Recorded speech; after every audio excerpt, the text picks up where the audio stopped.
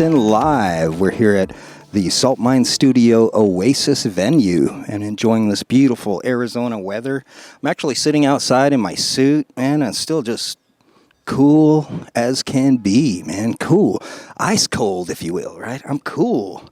I have with me Dr. Helen Setyan. Thank you for joining us and being on our show, Helen. I appreciate that.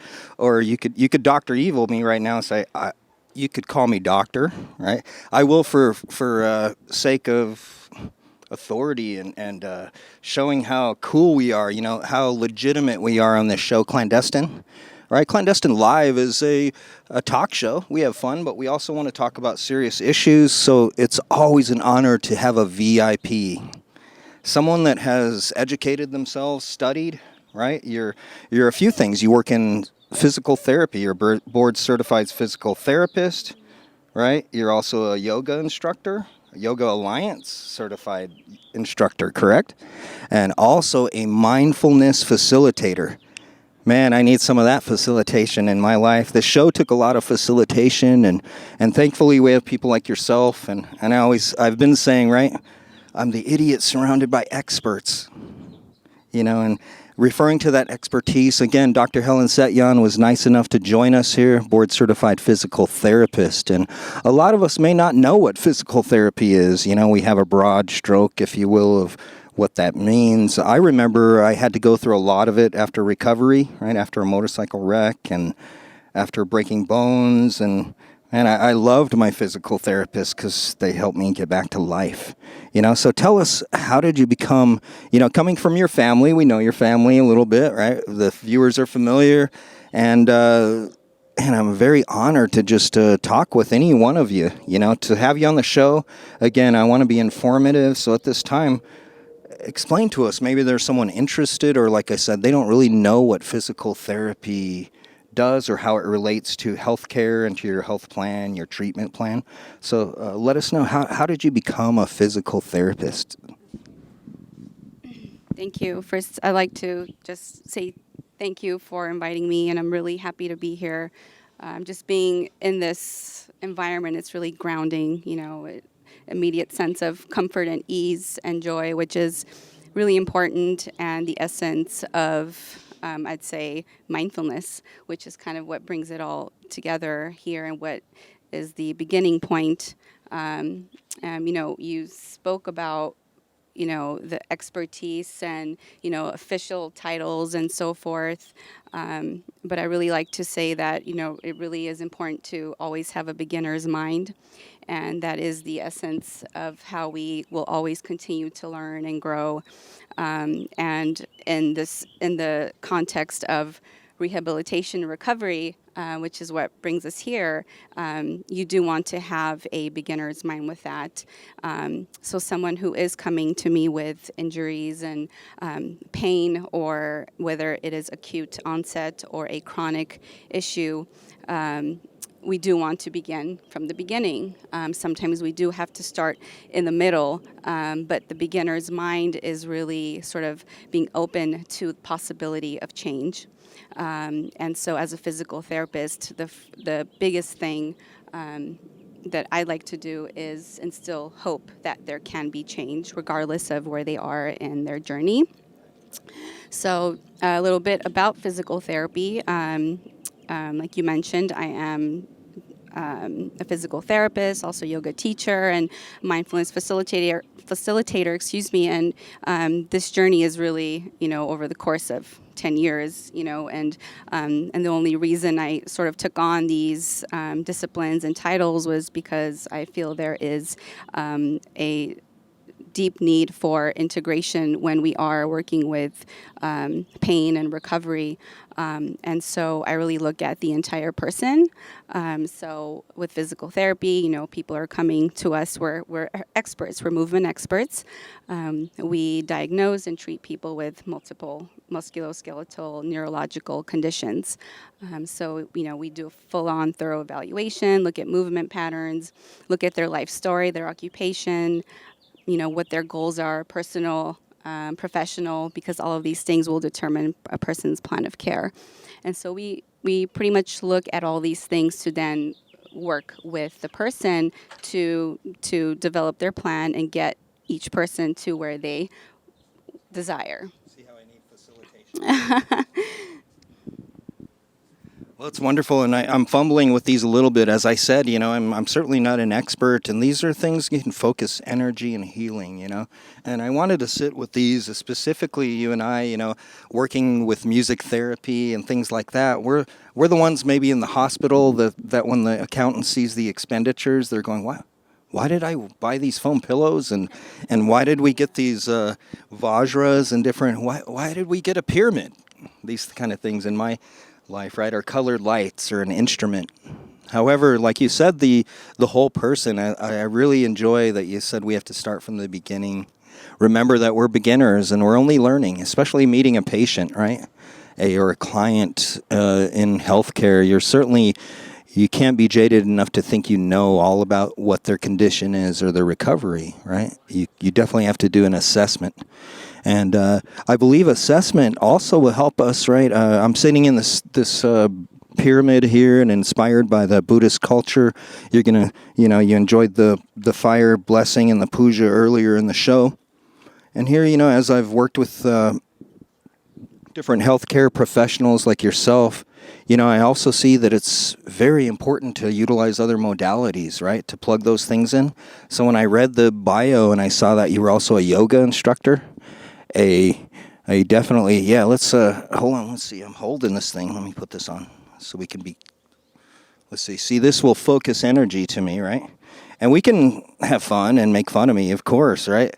But if you look at the thing that we can measure love on megahertz, right? So when I talk about a certified yoga instructor, right, that goes beyond someone just working out doing yoga, correct?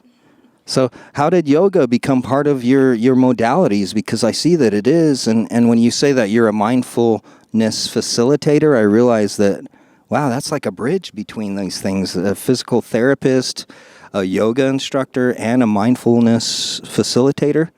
So how did the yoga come into play? And I know that we share some interest in Buddha and Buddhist ways of life and energy, if you will, and myself being Oglala Lakota, I've been a sun dancer for years and understood fasting and doing all kind of things to bring yourself to a new plane. So how did you get into yoga? Because you're actually a yoga instructor. Explain that to us. You became certified and such. Yeah, just to speak up on the modalities, I had the opportunity to sit in here and feel the energy, very, very grounding, just the frequencies that we can work with that are available to us in our natural world. I think that's incredible. And frequency, is something that we're working with within ourselves. Yoga, and the reason that I went on this journey to also become a yoga teacher was I was absolutely bored my first year as a physical therapist. I asked myself, is this it? The mechanical aspects of things, the writing notes, which is, it comes with every job, right? Every profession. But I knew every time I looked in my patients' eyes and heard their stories, there has to be more to this. And my journey with yoga was really to learn more about the energy and how we can work with that. And it began with myself. I really wanted to see what I can do for myself. It's just seeing my capacity was really important. And so I took some time off, went to India and went into an ashram, and I did the whole thing. And I didn't want to just get a certification. For me. This journey was a true journey. I wanted to embody, what it meant to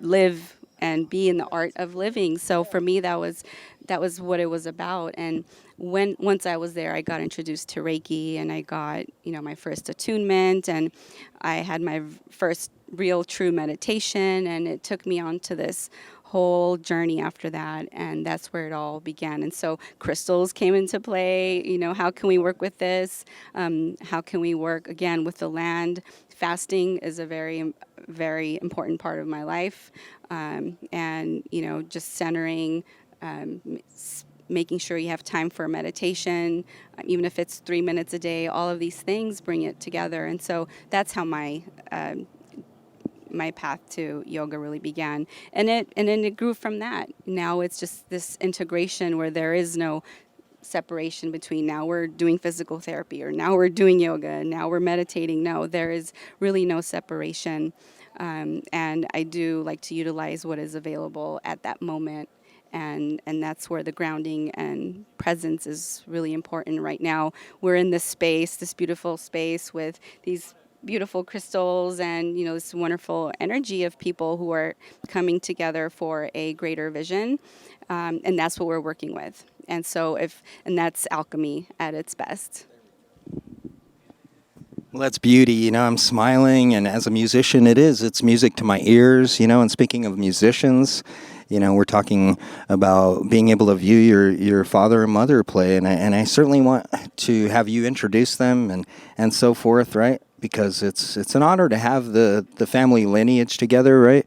I'm so honored as my sister and I hung out with your brother, with Vahan, and we've changed things together. Literally, have done some masterful work, and the energy between our lineage has come together in an amazing way. So when you talk about embracing yoga, like you said, you went on a pilgrimage, right? She didn't just go to Bally's and take a yoga class, right? Or something like that. It was a pilgrimage to learn what Reiki is, to learn, as you said, why you would fast, why you would deprive, and then learn the bounty afterwards and things like that. But, I really want to thank you again. And I know the information that you shared is very important, as healthcare individuals or professionals. Sometimes we forget that knowledge, like you said, you became bored because your brain is there to help and to grow, right? And punching in and punching out, people like us don't do that. We keep working. It's a life way.